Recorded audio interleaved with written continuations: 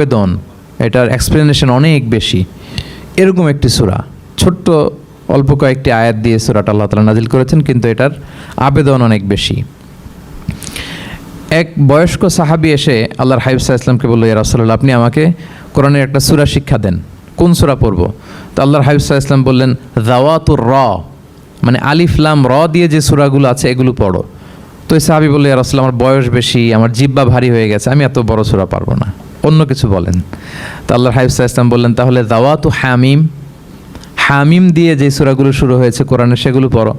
বলতেছে, ইয়া রাসূলুল্লাহ, এটাও পারবো না, আরও সহজ করে দেন। তো তখন আল্লাহর হাবিব সাল্লাল্লাহু আলাইহি ওয়াসাল্লাম বললেন, তাহলে আল মুসাব্বিহাত, মানে সাব্বাহা ইউসাব্বিহু দিয়ে যেই সূরাগুলো শুরু হয়েছে তুমি এগুলো পড়ো। ওই সাহাবী বলে, এটাও কঠিন হয়ে যায় আমার জন্য। তখন আল্লাহর হাবিব সাল্লাল্লাহু আলাইহি ওয়াসাল্লাম বললেন যে, তাহলে কি চাও? বলতেছে, আমাকে একটা জামে মানে সূরা শিক্ষা দেন, মানে এমন একটা কম্প্রিহেন্সিভ সূরা শিক্ষা দেন যে এটা শিখলে আমার হেদায়েতের জন্য যথেষ্ট হয়ে যাবে।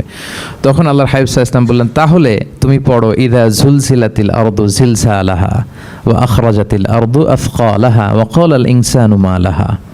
তুমি সূরাতুল জিলজাল তেলাওয়াত করো। তখন থেকেই সাহাবী এই সূরাতুল জিলজাল তেলাওয়াত আরম্ভ করলেন। উনি বললেন যে আমি আর বেশি কিছু পড়ব, শুধু এটাই পড়ব। সাহাবাদের মধ্যে অনেকের এরকম খুব সহজ সরল মানসিকতা ছিল। তো উনি বললেন যে এটাই পড়ব। তো রাসূল সাল্লাল্লাহু আলাইহি ওয়াসাল্লাম বললেন যে কোনো সফল ব্যক্তিকে যদি কেউ দেখতে চায় তাহলে এর দিকে তাকাও, দেখো কত সহজ সরল, কত চমৎকারভাবে সে এই বার্তাটা গ্রহণ করেছে যে আমি জীবনে শুধু এটাই পড়ব। তো সূরাতুল জিলজাল হচ্ছে একটা কম্প্রিহেন্সিভ সূরা, সূরাতুন জামিআ, এটা হচ্ছে সূরার একটা ফজিলত, এটা আমরা জানলাম। আবার আল্লাহর হাবিব সাল্লাল্লাহু আলাইহি ওয়াসাল্লাম এই সূরাকে কোরআনের অর্ধেক বলেছেন। আল্লাহর হাবিব সাল্লাল্লাহু আলাইহি ওয়াসাল্লাম ইরশাদ করেছেন, ইযা যুলজিলাতিল আরদু তা'দিলু নিসফাল কোরআন। সূরাতুল জিলজাল এটা কোরআনের অর্ধেক, কোরআনের অর্ধেক। আপনারা এরকম শুনেছেন যে সূরা ফাতিহাকে বলা হয় কোরআনের অর্ধেক, তারপর সূরাতুল ইখলাসকে বলা হয় সুলুসুল কোরআন, কোরআনের 1/3।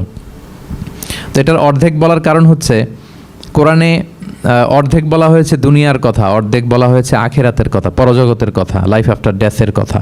তো যেহেতু এই সূরাটা আখিরাতকে কাভার করে, তাই সেজন্য কেমন যেন এই সূরাটা পুরো কোরআনের অর্ধেক। আল্লাহ তাআলা আমাদেরকে, আমরা যখন আল্লাহর কাছে কল্যাণ কামনা করি, আল্লাহ বলেছেন এইভাবে বলো, রব্বানা আতিনা ফিদ দুনিয়া হাসানা ওয়া ফিল আখিরাতি হাসানা ওয়া কিনা আযাবান নার। হে আল্লাহ, আপনি দুনিয়ার কল্যাণ আমাদেরকে দান করেন, পরজগতের কল্যাণ দান করেন, আমাদেরকে আগুনের শাস্তি থেকে রক্ষা করেন। তাহলে দুনিয়া আখিরাত দুইটার কম্বিনেশনে।